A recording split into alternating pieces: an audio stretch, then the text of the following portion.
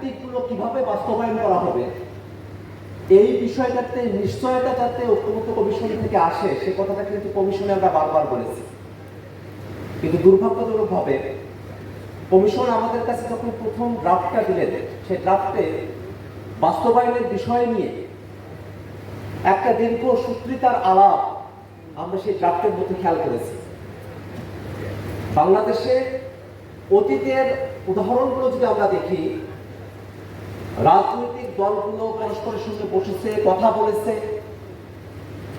যখন সংকটের সময়টা শেষ হয়ে গেছে, কেউ ক্ষমতায় চলে এসেছে, তারপরে তারা আর এই যে আলোচনাগুলো আছে সেগুলোকে বাস্তবায়ন করার আর কোনো প্রয়োজন অনুভব করে নাই। 90-তে 3 জোটের রূপরেখা, শান্তিপূর্ণভাবে ক্ষমতা হস্তান্তরের প্রক্রিয়া যাতে বাংলাদেশে থাকে সেই বিষয় নিয়ে একটা ঐক্যমত্যের জায়গা তৈরি হলো। কিন্তু বিএনপি 96-তে ক্ষমতায় এসে তারা সেই 96-তে আবার এমন একটা নির্বাচন আয়োজন করলো যে নির্বাচনটা ছিল একতরফা, যেটা 3 জোটের রূপরেখা বাস্তবায়নের পরিপন্থী। এই বাংলাদেশে এই উদাহরণগুলো আমরা অতীতে দেখেছি।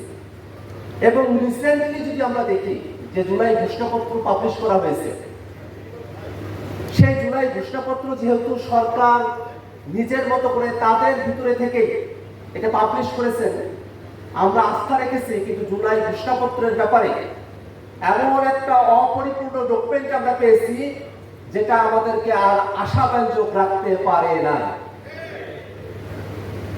জেন্টলম্যান এগ্রিমেন্টের কথা বলা হয়, জুলাই ঘোষণাপত্র জেন্টলম্যান এগ্রিমেন্টের একটা উদাহরণ, যেখানে জেন্টলম্যানরা বসে গত 16 বছরে আমাদের আন্দোলনের যে ইতিহাস, সেই ইতিহাসকে তারা সেখানে অন্তর্ভুক্ত করেন নাই। অতএব শুধুমাত্র মুখের কথায়, শুধুমাত্র জেন্টলম্যান এগ্রিমেন্টের দোহাই দিয়ে, আন্ডারস্ট্যান্ডিং এর দোহাই দিয়ে ঐক্যমত্য কমিশনের আলোচনাগুলোকে বাংলাদেশে বাস্তবায়ন করা হবে, এই বিষয়ে আমরা আস্থা রাখতে পারি না। এবং তার থেকেও বড় কথা হলো, এই অন্তর্বর্তীকালীন সরকার, তাদেরই দায়িত্ব হচ্ছে বাংলাদেশ আগে যে ফ্যাসিবাদী কায়দায় চলতো তার পরিবর্তে নতুন এক গণতান্ত্রিক ব্যবস্থা বাংলাদেশকে উপহার দেওয়া। এবং পরবর্তীতে যারা রাষ্ট্র ক্ষমতায় আসবেন, শাসন ক্ষমতায় পরিচালনা করবেন, তাদের দায়িত্ব হলো যা কিছু বাস্তবায়ন করা হলো জুলাই সনদের সব কিছুকে তারা পালন করে যাবেন, সেখানে কোনো ব্যত্যয় তৈরি করবেন না। এখন একটা বিষয় আমাদের আলোচনা করা প্রয়োজন। ঐক্যমত্য কমিশনের 2য় দফার বৈঠকে আমরা যে বিষয়গুলো নিয়ে আলোচনা করেছি, সংবিধানের মূলনীতি থেকে শুরু করে নিয়ে সংবিধান সংশোধন, প্রধানমন্ত্রী, রাষ্ট্রপতি, সংসদের গঠন, উচ্চকক্ষ, বিচার বিভাগ, জরুরি অবস্থা, এই প্রত্যেকটা বিষয় সংবিধানের সঙ্গে ওতপ্রোতভাবে জড়িত বিষয়।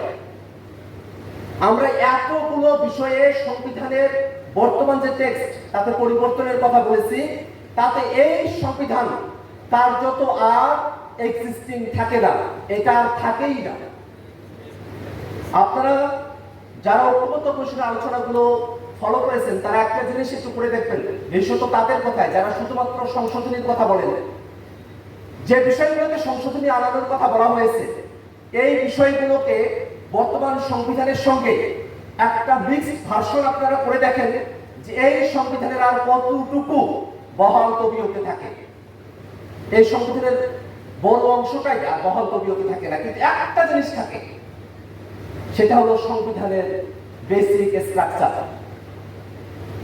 অর্থাৎ এই সংবিধানের এমন কিছু বিষয় রয়েছে যেটা অন্তর্নিহিত, যেটাকে আর কখনোই পরিবর্তন করা যায় না।